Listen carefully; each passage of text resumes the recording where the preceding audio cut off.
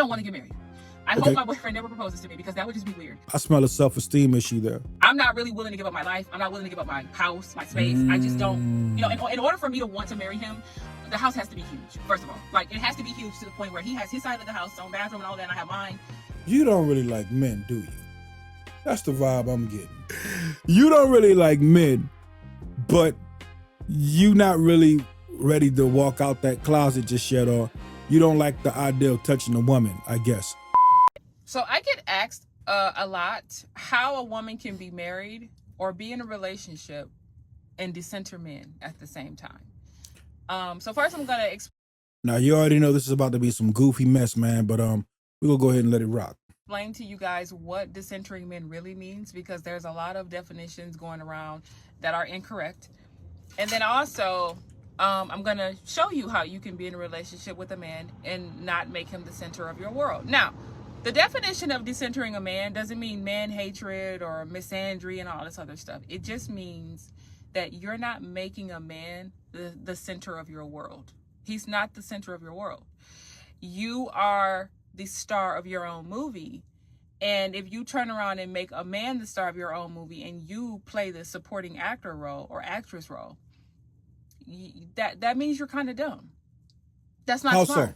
Men will never, ever choose anybody else over themselves. They won't do it. They'll pretend to, they'll make it seem like it, but men are always going to be selfish and they are always going to pick themselves in almost any situation.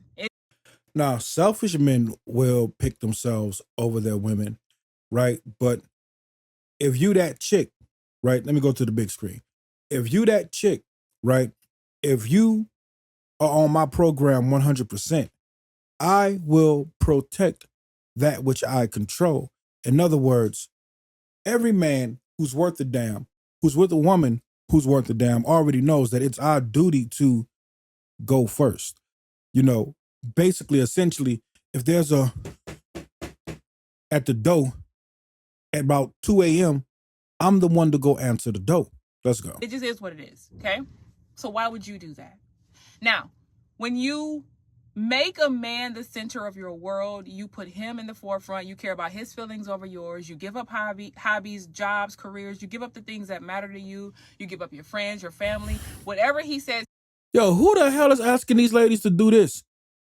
That's the crazy part about it, right? I think what's happening is you ladies are confusing Ike Turner for the average guy, right? The average guy ain't on that Ike Turner type mess. Nobody is asking you to give up that. And I think they just do this in order to justify rebellion and just not cooperating in relationships with dudes, man.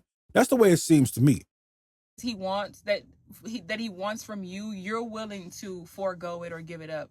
That is centering a man. And like I said, only women with no life and no self-esteem, who are not very smart, who don't really know men, who don't really know stuff, they're naive to the game. So you know men. Those are the only types of women who would make men the center of their life.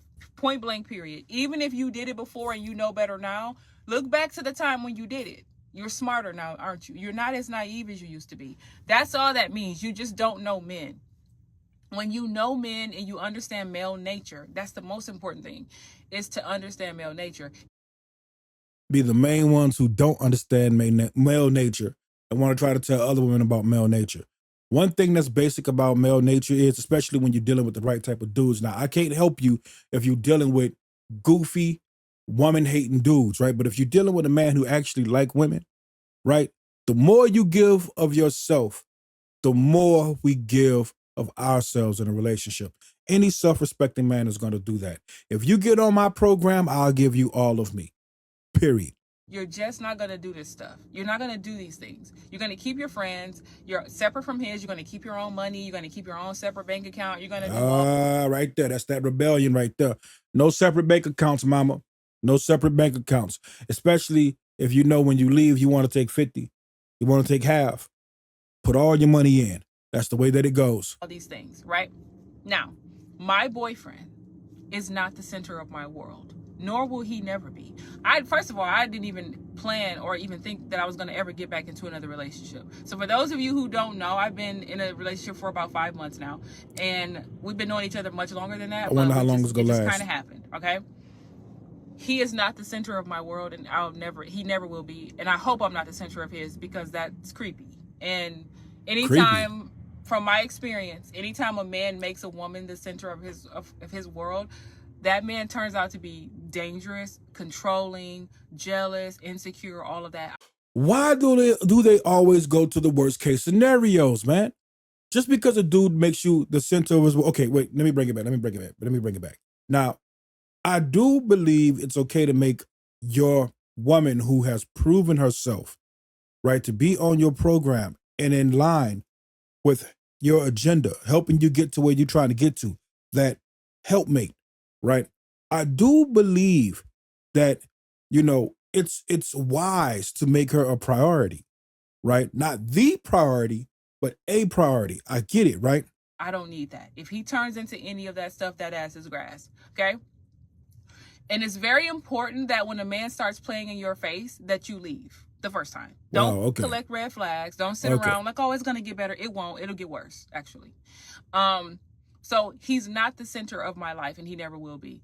Never. I have been avoiding marriage like the plague for at least the past 15 years. There it goes. Or more, because I'm 40 now. So the very first proposal I had, I was 22.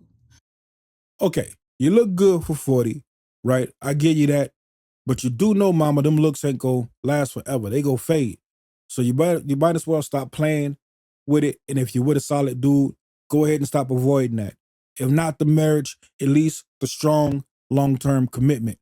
Because not every dude is a bad dude, and you're putting yourself in a situation to end up being a cat lady, because any man that's worth a damn is not going to sit around and wait on you and babysit your insecurities, But anyway, let's go. The last one I had, I was in my early 30s, okay? And I actually just broke up with him a couple years ago. Why? Because we was together for about 4 years. So at the end of the day, listen, I don't want to get married. I hope my boyfriend never proposes to me, because that would just be weird. There are a lot of things that would... I smell a self-esteem issue there. Why would it be weird if a dude wants to marry you? Why would that be weird? You can just tell the man that you don't want to get married. Still get a ring and just honor the commitment. Big screen. Unless you got it in the back of your mind to hop off the stable train and hop on the cock carousel. But let's go. Have to go into play if I were to get married. I'm not really willing to give up my life. I'm not willing to give up my house, my space. I just don't, in order for me to want to marry him, the house has to be huge, first of all. Like, it has to be huge to the point where he has his side of the house, his own bathroom and all of that, and I have mine. He has a dog. I'm not really a dog person, even though You don't really like men, do you? That's the vibe I'm getting. You don't you don't really like men, but you not really ready to walk out that closet just yet, or you don't like the idea of touching a woman, I guess. But you don't really like men. That's what it is. You one of those. I call those women non-practicing homosexuals. Let's go. His dog is lovely, but I don't like the idea of a dog living in the house, right? In my house, you ain't getting on my bed. You're not gonna put your shit ass on the blankets or the pillows that I lay my face on. Absolutely not. Like, I don't believe in keeping dogs outside either. Okay. Any woman that's on that decenter men, if you listen to them talk, at first it's gonna start off like they're making some good sense, right? Don't make nobody the center of your universe. Have a life, have this, that, the 30. You know what? It's fine. Have your own life.